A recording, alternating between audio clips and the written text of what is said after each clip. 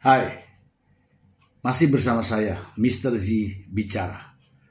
Tentu saja bicara tentang kebenaran, berdasarkan fakta, data, dan realita.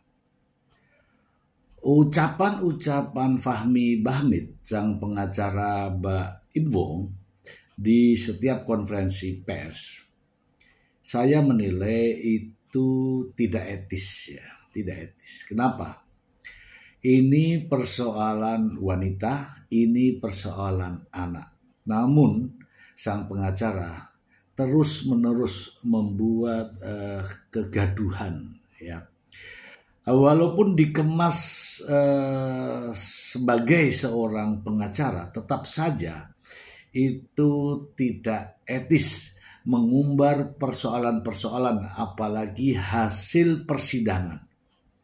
Ya seyogyanya itu semua segera dihentikan. Karena sebagai seorang pria, sebagai seorang lelaki, sebagai seorang pengacara, kalau terlalu lemes ya, terlalu mengumbar kata-kata, terlalu mengumbar sesuatu yang seharusnya tidak patut untuk diceritakan, tidak patut untuk disuarakan, saya kira itu tidak perlu gitu ya. Seorang pengacara boleh berargumen di ruang persidangan. Apapun yang terjadi di ruang persidangan, biarkanlah hakim yang menentukan. Bukan justru mempengaruhi opini publik. Ya seperti yang dilakukan oleh sang pengacara Fahmi Bahmid.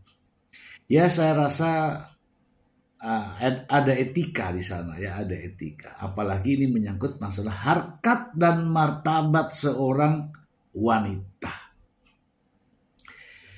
Saya ingin sedikit cuplikan tentang kalimat pernyataan Fahmi Bahmid yang menurut saya seharusnya bisa saja dia mengatakan no comment. Kita jaga kehormatan wanita. Tetapi ya begitulah. Mari kita simak. Tidak mungkin di ruang publik sampai jam 4 subuh ada di suatu tempat. Saya menyatakan ada seorang wanita berduaan dengan laki-laki yang bukan muhrimnya. Paham? Saksinya maksudnya perempuan atau laki-laki, Bang? Anda tadi lihat saksinya ada laki-laki, ada perempuan. Bang, berarti ada dugaan perzinahan, Bang? Saya menyatakan ada seorang wanita berduaan dengan laki-laki yang bukan muhrimnya. Sudah sering dilakukan? Kita umat Islam mempunyai syariat sendiri, mempunyai larangan-larangan. Bagaimana seseorang yang bukan dengan laki-laki yang bukan muhrimnya atau sebaliknya. Nanti kalau dia hadir saya kenalkan. Dan nampak sekali ketika ucapannya berbeda terhadap Paula Verhoeven seperti itu, dan kepada Baim Wong menjunjung setinggi langit. Mari kita simak. Akhir yang diajukan Baim Wong P1 sampai P83, saksi ahlinya 3, saksi faktanya 12. Ini adalah perjuangan seorang ayah bagaimana memberikan yang terbaik buat anaknya, seperti itu. Perempuannya ini siapa? Kenapa? Perempuannya ini siapa? Nah, ucapan Fahmi Bahmid ini, teman-teman, didengarkan langsung, dilihat langsung oleh Paula Verhoeven. Apakah Paula Verhoeven diam? Tidak. Paula Verhoeven bereaksi terkait dengan ucapan-ucapan Fahmi Bahmid, sang pengacara Baim Wong. Namun reaksi Paula Verhoeven justru menuai pujian, tidak reaktif ya seperti yang sonono, yang itu tuh tidak, tetapi tetap bijak dalam memberikan reaksi. Saya ingin membacakan untuk Anda semua. reaksi dari Paula Verhoeven berikut ini. Dari sumbernya langsung ya teman-teman ya, dari Liputan 6. Paula Verhoeven tanggapi tuduhan perselingkuhan dari Baim Wong dengan unggahan bijak. Liputan 6.com, Jakarta. Model Paula Verhoeven baru-baru ini membagikan beberapa unggahan di Instagram story-nya yang diduga menanggapi tuduhan perselingkuhan yang dilayangkan oleh suaminya. Dalam salah satu unggahan, Paula membagikan kutipan bijak yang menyoroti pentingnya menjaga perkataan. Menjaga lisan, lidah itu sangat kecil dan ringan, tapi bisa mengangkatmu ke derajat paling tinggi dan bisa menjatuhkanmu di derajat yang paling rendah. Tulis Paula Verhoeven pada Kamis 23 Januari 2025. Unggahan tersebut muncul setelah Fahmi Bahmid, kuasa hukum Baim Wong, secara terbuka menuding Paula telah berselingkuh.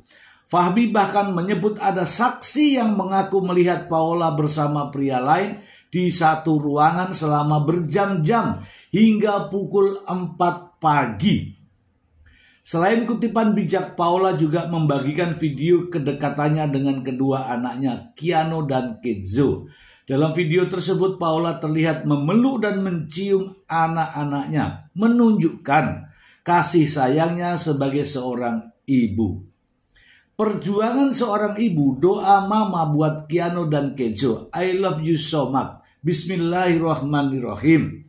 Tulis Paula dalam unggahan tersebut. Video tersebut seolah menjadi tanggapan atas tuduhan sebelumnya dari Baim Wong yang menyebut anak-anak mereka mengalami trauma terhadap ibunya. Paula juga mengunggah sejumlah foto dan video yang menggambarkan kedekatannya dengan kedua anaknya. Diketahui Baim Wong telah menggugat cerai Paula Verhoeven di Pengadilan Agama Jakarta Selatan sejak 7 Oktober 2024. Dalam gugatannya, Baim tidak hanya menuntut perceraian tetapi juga hak asuh kedua anaknya. Namun tidak menuntut harta gono gini. Dugaan perselingkuhan. Gugatan ini dilatar belakangi oleh dugaan perselingkuhan yang dituduhkan Baim kepada Paula. Untuk memperkuat tuduhannya, Baim dikabarkan telah menyerahkan 83 bukti dan menghadirkan 15 saksi dalam proses persidangan. Saksi ini 12 saksi fakta katanya, yang 3 adalah saksi ahli. Kasus ini terus menjadi sorotan publik, terutama karena melibatkan 2 figur publik dengan penggemar yang besar, termasuk saya ya, penggemar Paula Verhoeven. Paula Verhoeven tampak memilih sikap tenang dan fokus menunjukkan kasih sayangnya kepada anak-anak di tengah konflik rumah tangga yang berlangsung. Oke.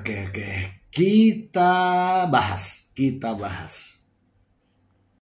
Nah ya, Paula sudah bereaksi ya, walaupun reaksinya sebatas itulah ya, namanya juga orang bijak ya. Tidak frontal, tidak ekstrim, tidak seperti yang sonono ya. Jadi apa yang diucapkan oleh pengacara Baim Wong, Fahmi Bahmid, itu sebaiknya direm ya, sebaiknya direm.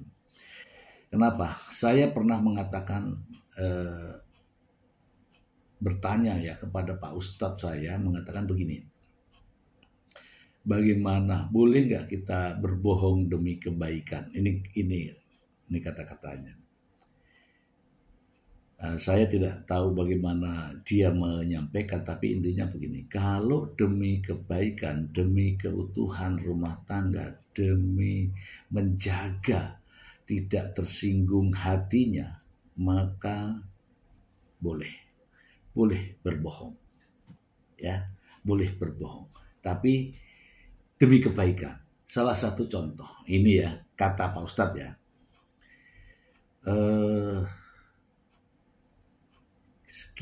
Laki-laki datang ke orang tua silaturahmi, kemudian memberikan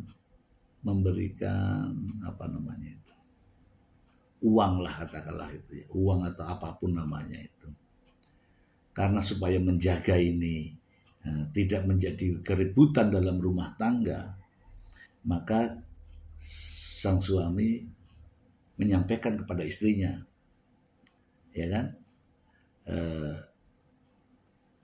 tidak sejujur apa yang terjadi gitu loh. Misalnya ngasih mamah berapa? Ngasih mamah kan mungkin 2 juta mungkin ya.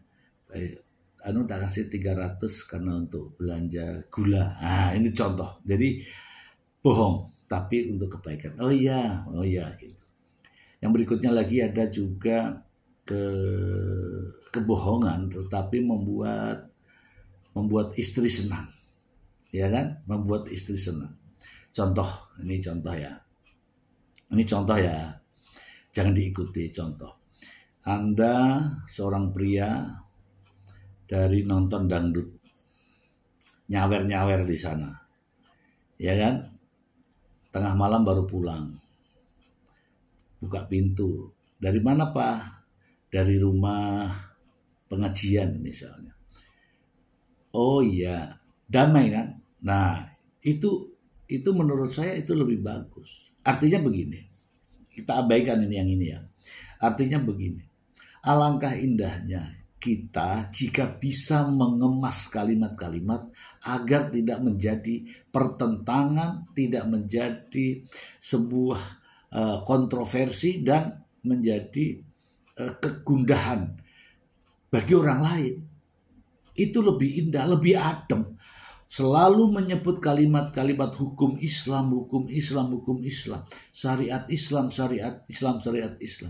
Tetapi jika ucapan Anda bisa membuat kegundahan, keributan, keresahan, menimbulkan persepsi buruk kepada orang lain, itu juga berlaku hukum Islam tentunya. Tidak boleh menyebar fitnah, tidak boleh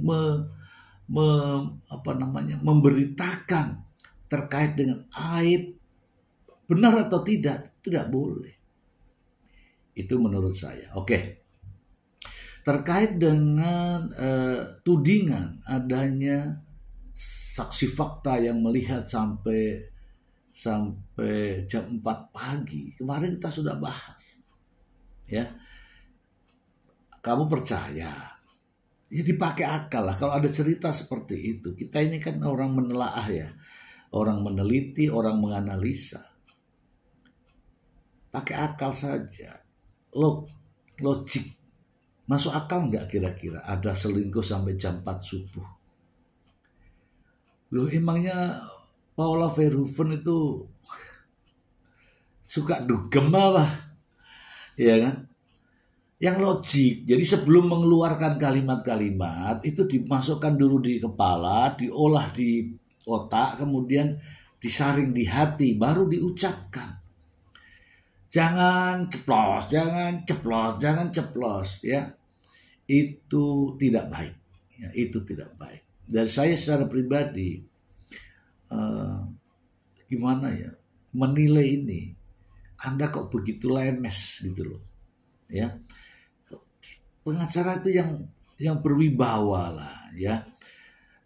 Sampaikan kepada wartawan kan bisa. Mohon maaf karena ini persoalan masalah wanita, kita harus menghargai, menghormati wanita, maka tidak perlu saya sampaikan. Itu wartawan tahu, tapi karena selalu sering dan enggak karuan itu, wartawan ngejar terus. Dan karena enggak punya remnya blong ya begini ini. Ya janganlah. Ya saya sebagai senior ya mengatakan bahwa bungkuslah kalimat itu dengan baik. Pasti wartawan juga akan memahami. Mohon maaf ya teman-teman para wartawan karena ini berkaitan dengan harkat dan martabat, harga diri seorang wanita, maka kita patut jaga. Sudah, sampai di situ saja sudah. Nggak usah lemes begitu. Ya, cerita hukum Islam. Loh, apakah orang lain dikenakan menghukum Islam sementara klien Anda kan gitu ya, tidak dikenakan hukum Islam? Tidak begitu. Bolehlah Anda berargumen apa saja, boleh. Tapi di ruang pengadilan. Di ruang sidang pengadilan. Jangan di luaran. Ini menunjukkan karakter dan kepribadian Anda sendiri.